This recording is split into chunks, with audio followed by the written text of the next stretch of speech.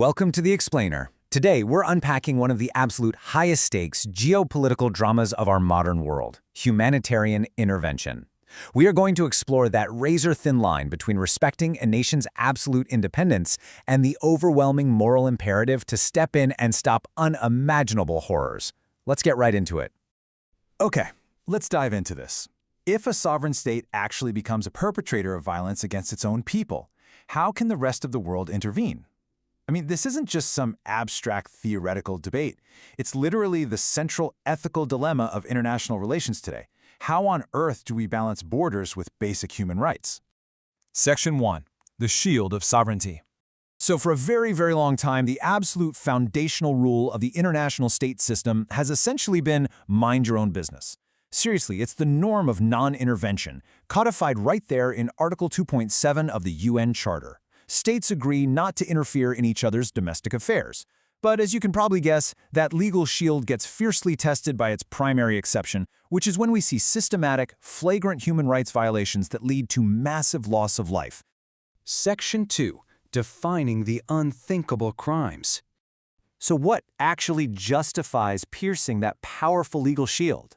Well, the day before the UN adopted the Universal Declaration of Human Rights, back in 1948, the unimaginable horrors of the Holocaust spurred the international community to recognize an entirely new crime in international law.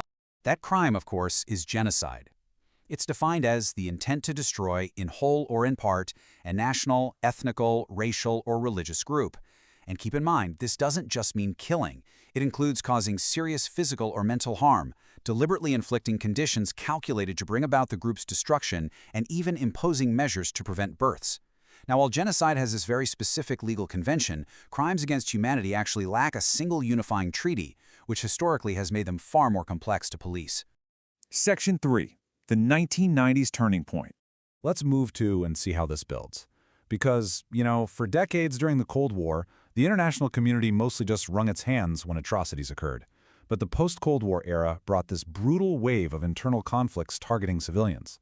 Suddenly, we had to shift from legal theory to bloody reality.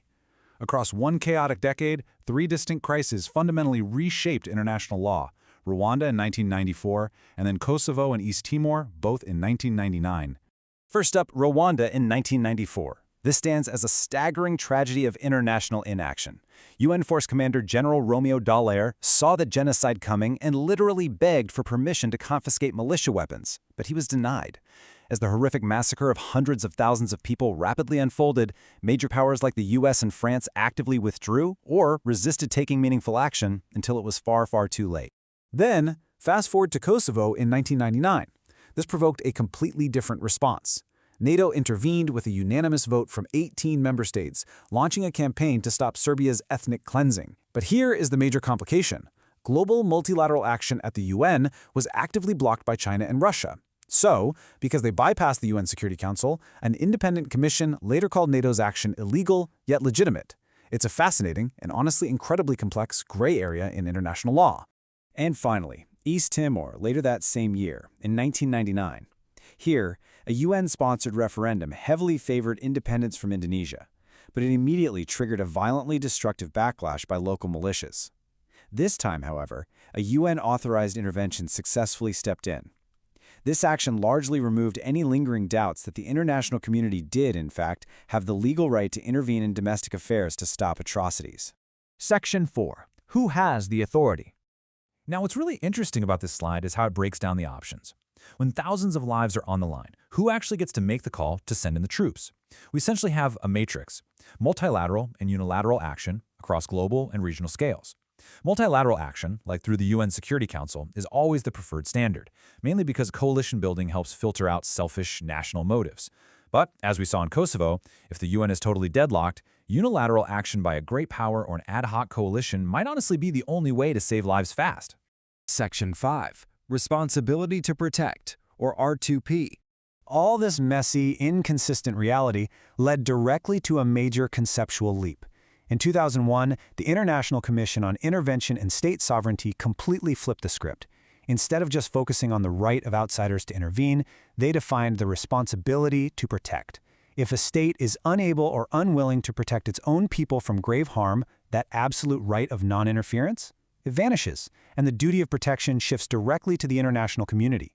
But you know, they didn't just give the world a blank check to invade. They created a really strict checklist rooted in traditional just war theory. An intervention must have a just cause and the right intention. It absolutely must be a last resort.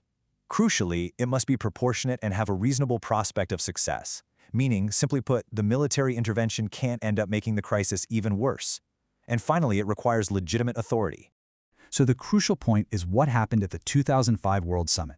The international community unanimously accepted R2P. They formally agreed that sovereignty is no longer an absolute shield to protect states from scrutiny for the gravest crimes. However, there is a massive caveat. They only accepted it as a right to intervene. They explicitly refused to acknowledge an absolute legal duty to do so. Meaning, states are authorized to act to stop genocide, but they are not required to. Section 6. The enduring moral paradox. So we have the legal framework now, right? But how does the world actually apply it? Well, as an international community, we seem highly willing to react to telegenic, graphic suffering. Think of sudden, concentrated violence, like the 1989 Tiananmen Square massacre, or a dramatic famine that makes the evening news. But at the exact same time, there is this widespread, almost silent tolerance for diffuse systemic suffering, things like daily political oppression or chronic malnutrition that quietly claims millions of lives over time. As our source material so eloquently observes, we seem willing to respond to certain kinds of graphic and concentrated suffering, but to tolerate comparable or even greater suffering so long as it remains more diffuse. This really highlights that a truly active sense of a cosmopolitan moral community is still very, very thin. We have to acknowledge the hard realities here. Military interventions are incredibly costly, both in treasure and in blood, making the political will incredibly hard to sustain unless the imagery is shocking enough to absolutely demand it. So, I want to leave you with this final, provocative question to think about.